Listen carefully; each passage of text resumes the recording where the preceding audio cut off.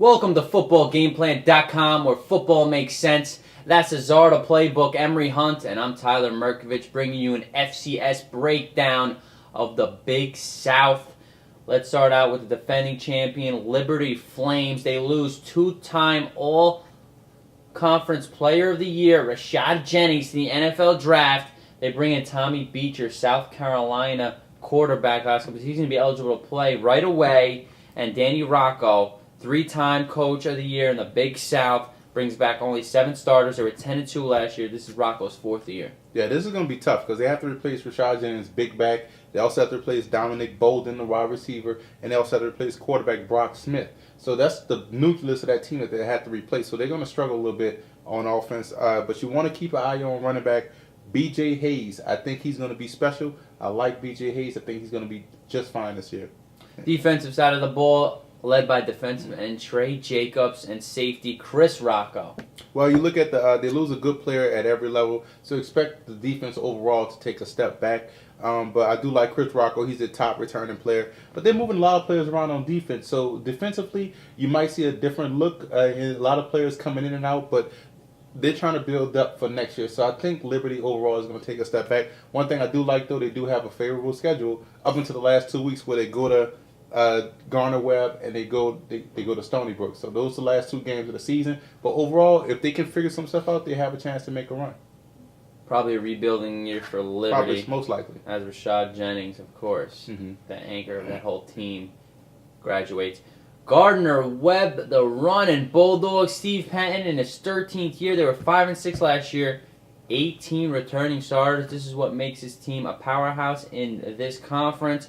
They lost to Georgia Tech last year. At Georgia Tech, only 10-7. Stan Doolittle, the quarterback, was injured after 5 games. Philip Peoples is their running back, who had 5 yards per carry. Well, they get Stan Doolittle back. He was completing 60% of his passes before the injury. So you also look at Philip Peoples, 600 yards rushing, 5 yards a carry. So he's a real good back. They have a real good quarterback.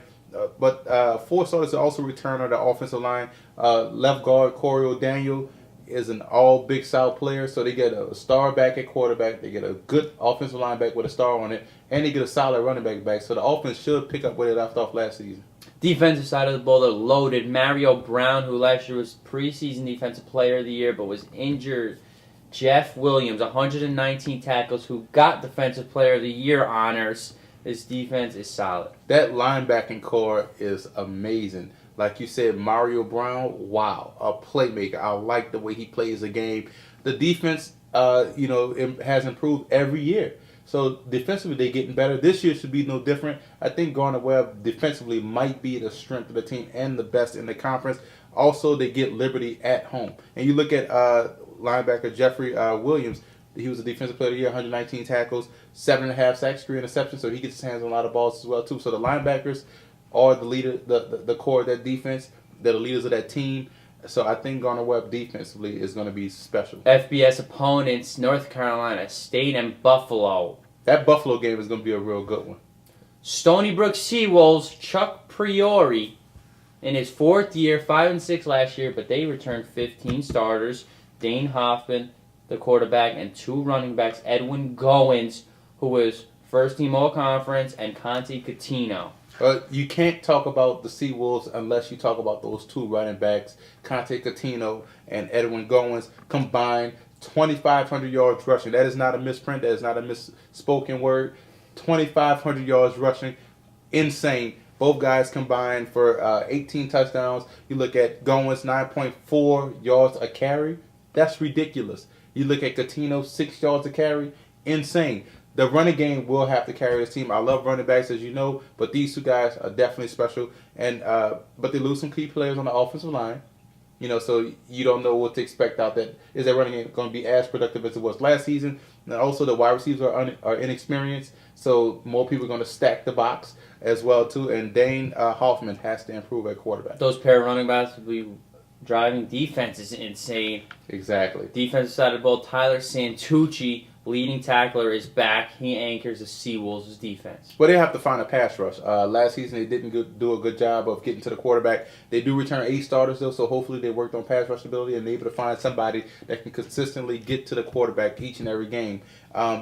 Cornerback Chris Richards, 3 interceptions last season. He's a playmaker. This guy is all over the field making plays. He's also a big tackler as well, too, for a cornerback. And linebacker Tyler Santucci, 75 tackles. He's a real good player. The one thing that concerns me about Stony Brook is their schedule. They're at UMass, they're at Colgate, and they're at North Dakota.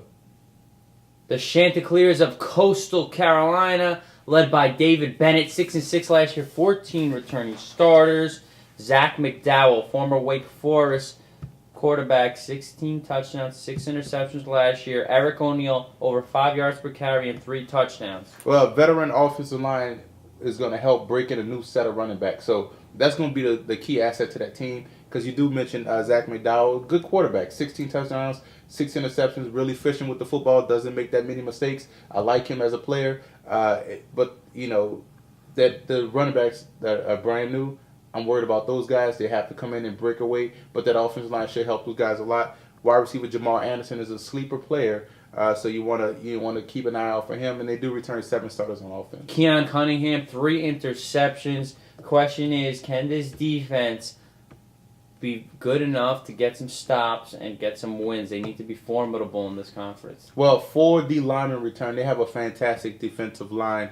That's going to keep them in a lot of games. They can hold their own at the point of attack. They're led by Philip Obo, real good defensive lineman. So look for him to be another spectacular player for him. And Dominic Davenport, another cornerback, to go along with Keon Cunningham. So they have 2 good corners out there in the secondary. So the linebackers are hit or miss. They're question marks, so they have to improve that. They have to find a playmaker at the second level. But I do like the defensive line, and I do like the 2 cornerbacks. Obo has the potential to be a great NFL prospect. Yes, he does. At Kent State and at Clemson, that's the FBS opponents the Chanticleers get. The Cadets of VMI, Tim Maypray, over 1,400 yards, throwing 12 touchdowns.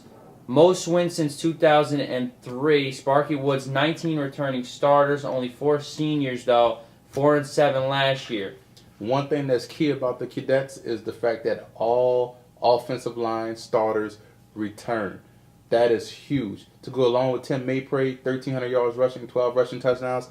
To go along with running back Howard Abasal, that's Abjasal, almost 800 yards rushing. That's another good nucleus for that team.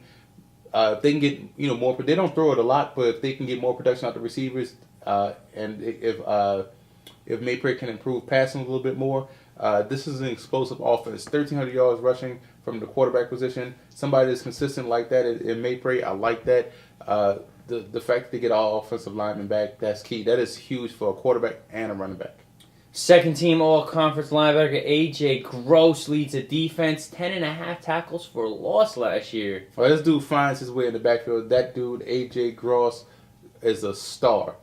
So be on the lookout for him. He's a real good player. They returned 9 starters on defense. And last year the defense struggled, but they were switching to a 3-4. So this is their second year in the 3-4. So if you look with those, bring those players back, consistency in the defense, consistency in the scheme, better players, better. They have to improve overall, but the pass defense has to improve. Number one, 62% of the passes were completed last season on Cadets, but they have to improve that. But I do like the fact that this is their second year in that scheme. They should improve. Also, defensive lineman Demiso Alexander, 5.5 sacks to go along with A.J. Gross. So I like the piece they have at VMI. A veteran defense, a lot of experience on that side of the ball. Maybe they could rush the quarterback enough to help your defensive backs, because you said they're weak against the pass. Maybe they get to the quarterback before he get a nice throw off. At Army this year are the Cadets.